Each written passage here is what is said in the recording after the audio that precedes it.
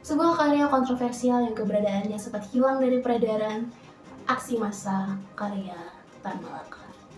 Diterbitkan oleh Narasi di Yogyakarta pada tahun 2008 dengan tebal 148 halaman dan dimensi 14,5 kali 21 cm ini memuat gagasan-gagasan revolusioner dari Tan Malaka untuk mewujudkan masyarakat yang sejahtera. Kita semua mengenal julukan Tan Malaka sebagai Bapak Republik Indonesia. Julukan ini ia dapatkan sebagai penggagas dari konsep Republik Indonesia yang ia tuangkan dalam salah satu bukunya yang berjudul Menuju Republik Indonesia. Namun, bukanlah suatu kekeliruan jika kita memanggil beliau dengan sebutan Bapak Revolusioner. Mengapa? Karena dia memiliki banyak gagasan dan juga ide brilian yang selalu ia tuangkan dalam karya-karyanya. Salah satunya melalui aksi massa. Melalui buku ini, beliau mengatakan bahwa revolusi tidak akan terwujud jika dilakukan dengan tindakan-tindakan radikal. Sebagai gantinya, beliau memberikan sebuah solusi baru, yaitu aksi massa.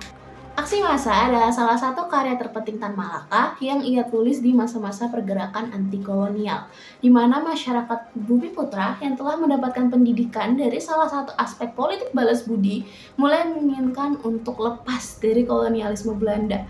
Buku ini juga ditulis berdasarkan salah satu teori dalam paham Marxisme, yaitu revolusi proletar, di mana kaum proletar itu berupaya untuk menggulingkan kaum borjuis dan mewujudkan masyarakat yang setara.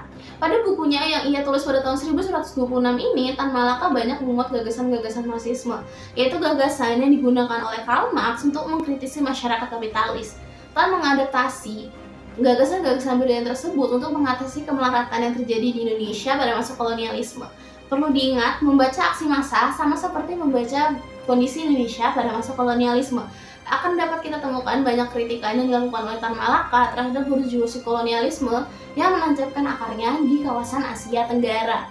Melalui aksi massa ini pula, Tan menunjukkan konfrontasi yang tajam antara rakyat dan juga penguasa kolonial yang begitu berbeda dari berbagai bidang, baik itu dalam segi politik, sosial, maupun ekonomi. Dalam buku ini pula, Tan menyebutkan bahwa tidak ada satupun borjuisi Bumiputra yang dapat menggantikan borjuisi kolonialisme sebab kapitalisme di Indonesia masih sangat muda. Hal ini menunjukkan ironi bahwa kaum borjuisi didominasi oleh kolonialisme dan masyarakat kita yang pada masa itu berjumlah 50 juta orang hanyalah kaum buruh yang tertindas oleh penguasa yang lalim. Tidak semua buku sejarah menampilkan bagaimana caranya kaum revolusioner bekerja dan juga berpikir. Tetapi, dari buku ini kita dapat mengetahui garis besar pemikiran Tan Malaka yang merupakan bagian dari kaum tersebut.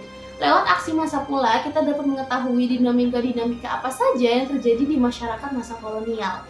Sayangnya, salah satu kekurangan dari buku ini adalah kebahasaannya yang rumit.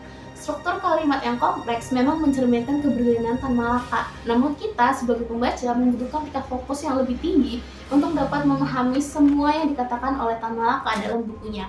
Namun, jika kita bandingkan aksi massa dengan karya beliau yang lain, Madilog misalnya, aksi massa memang memiliki masa yang lebih mudah dicerna. Seperti yang kita ketahui, akhir-akhir ini Indonesia sedang diguncang oleh isu perwakilan rakyat yang tidak mewakili rakyat sama sekali. Dalam bukunya, Tan Malaka menyebutkan ketidaksukaannya terhadap birokrasi yang tidak dapat mewakili rakyat.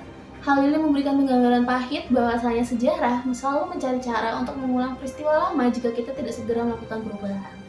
Perubahan dapat terjadi dari diri kita sendiri. Mulailah memilih perwakilan rakyat yang menggerakkan hati kita dengan gagasan-gagasan berlian dan bukannya dengan amplop tebal. Orang yang memiliki kekuasaan untuk menempatkan perwakilan rakyat itu adalah kita.